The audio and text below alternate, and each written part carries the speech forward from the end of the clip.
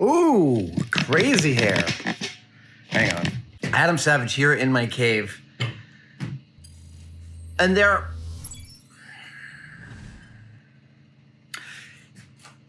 you might watch these videos regularly and wonder to yourself, I wonder what it's like to have a shop like that. It's a totally reasonable thing. I do the same thing when I watch other people's shop videos. One thing you might not pick up on are some of the great unfinished projects in this shop. For instance, this stack here of my ladder of all the pliers and nippers and stuff like that, it is in sore need of rebuilding. It needs real attention, but I haven't gotten to it yet. And sometimes that's the way it works in a shop. Sometimes something needs attention for a long time and you don't get around to it. I mean, specifically for this, the pliers and nippers and scissors, one picture I do have with them is exactly what I use on a daily basis. And probably about 30% of this could just go away. Just haven't gotten around to the culling, the Marie Kondoing of those tools. But that's not today's one-day build. That's not today's shop infrastructure video. Today's shop infrastructure video is about that wall. Material storage. It's a total shit fight. And it's almost useless right now. I'm out of plywood. Seriously, I tried to do a project at home this weekend, and I needed some pieces of 3/4 inch plywood that were like 2 feet long. I needed like 3 of those pieces. Just 3 inches wide, 3 feet long. Could not find them in here. Nope. It is all scraps and end cuts. So I would like to talk a little bit about material storage because, well, to fix this problem, So to fix this problem, I bought a whole bunch new 1/2-inch plywood and some foam board, and I have some Sintra on its way in. All of this will get this material storage back up and running. But let's talk about material storage because I'm about to shift some things a little bit here based on usage patterns. So in the broadest scheme, actually, hold on. Let's see here. Maybe you can this way. You.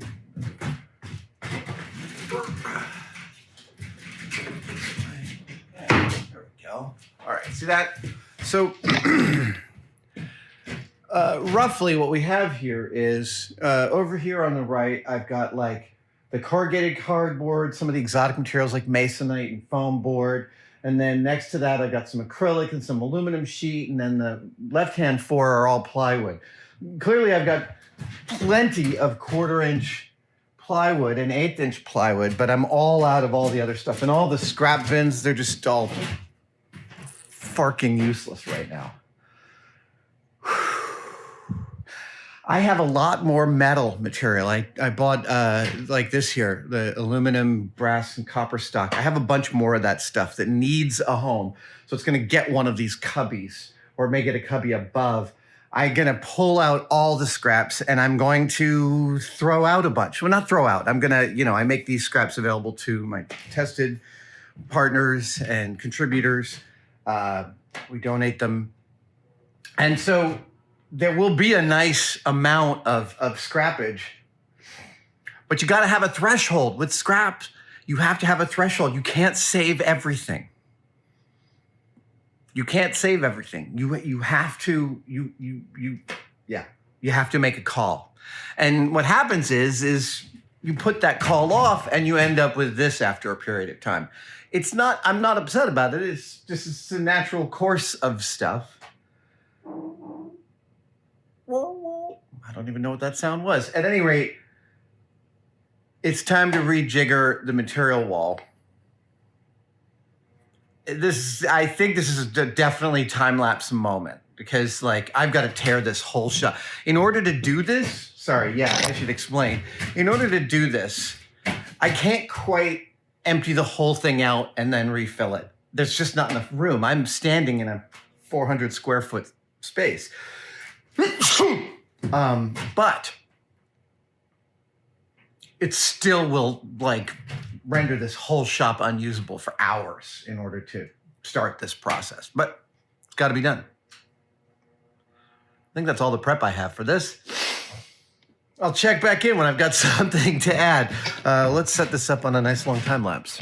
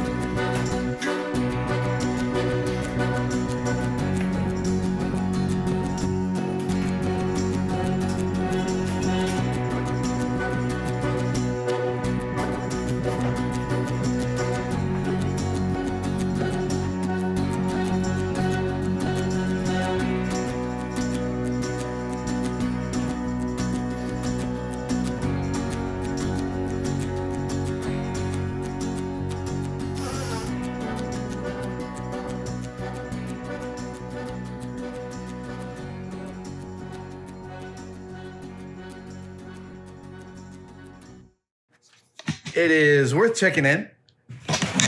I have made a little bit of progress. I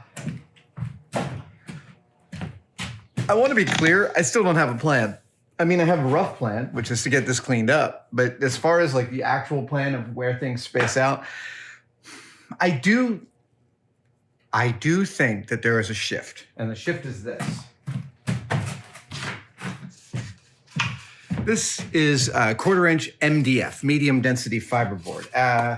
And truth be told, there's a type of MDF called LDF, light density fiberboard, or TruPan, TRUPAN, that is, from my understanding, a sustainably grown, non-formaldehyde, binder-based fiberboard that's like half the weight of normal fiberboard. And I used the crap out of it in the 90s and the early aughts. It was like terrific modeling material, super lightweight, easy to work with. I built tons of shelves out of it. They all drooped because fiberboard creeps. And it's time to put away fiberboard as a building material for me. It's, I have like 2 whole shelves of it, and I have not touched a single piece of fiberboard in 2 years. Don't get me wrong, I still use this stuff from time to time for little things that it can fix, but as an actual building material here in the cave, it's time to give up fiberboard. That feels significant. So I'm gonna pull out all the MDF and LDF that I've got. I'm gonna put in a stack for donations.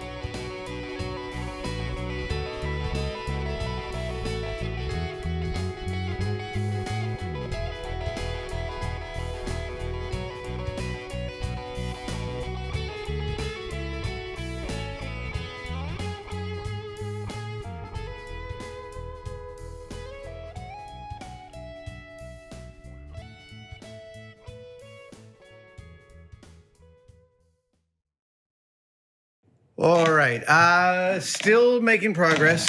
Look, at this point in a cleanup reorg like this, if you feel like it's going wrong, it just means that you're not at the end of it yet. It is completely normal to feel like it's like way still out of control. I've thrown out a whole bunch. I've made a sort of king's ransom of small scrap plywood for the tested team, and other friends have tested. And I've cleared up a bunch of space. I've gotten to know my materials shelves a lot better. And it's time to bring in about 100 pounds of plywood and a full box of foam board. Yeah.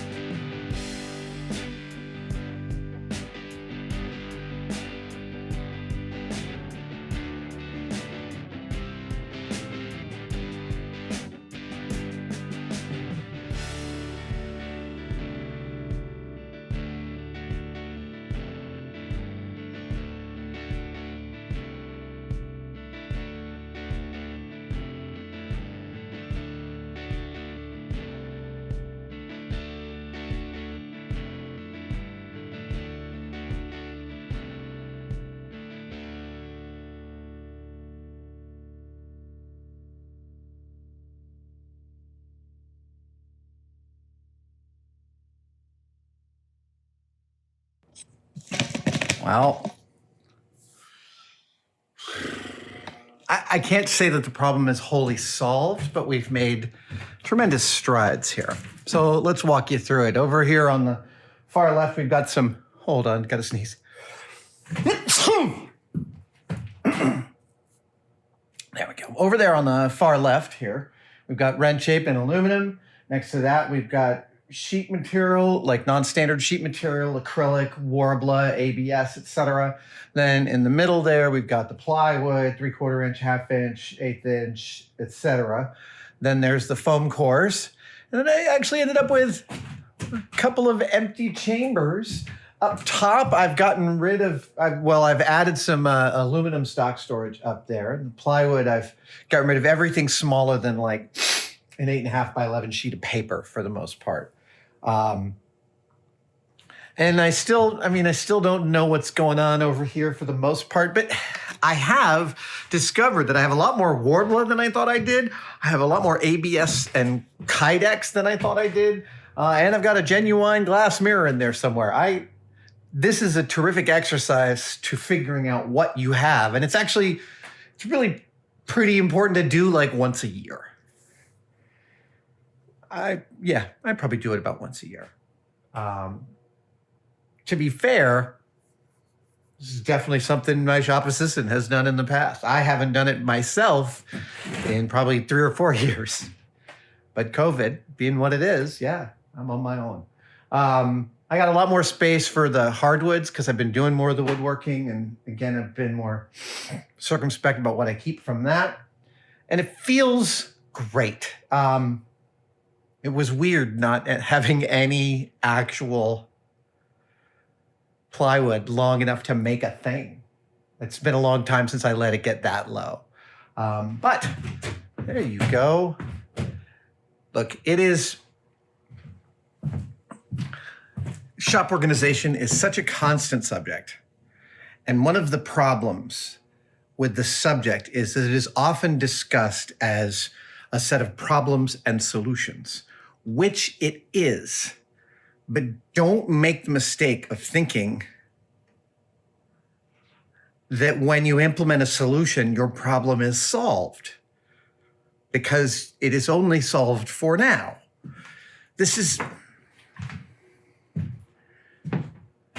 I was watching a Buddhist teacher talk about leading a retreat. And they had led a group of people on a week-long silent retreat, which I have not done. I aspire to do one at some point. I want to do one.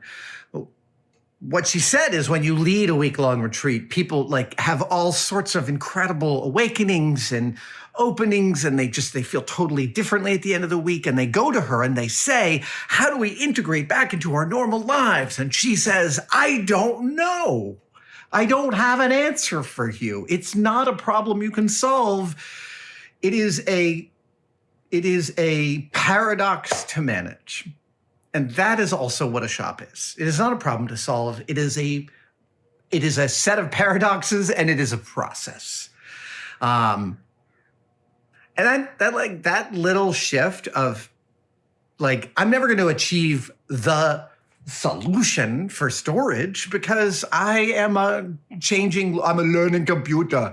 My proclivities and my biases and my preferences change over time, and so must my storage situations. And sometimes you have to wait until you have a point of view on what is important. Sometimes it's just like too much of a shit fight and you got to take care of it.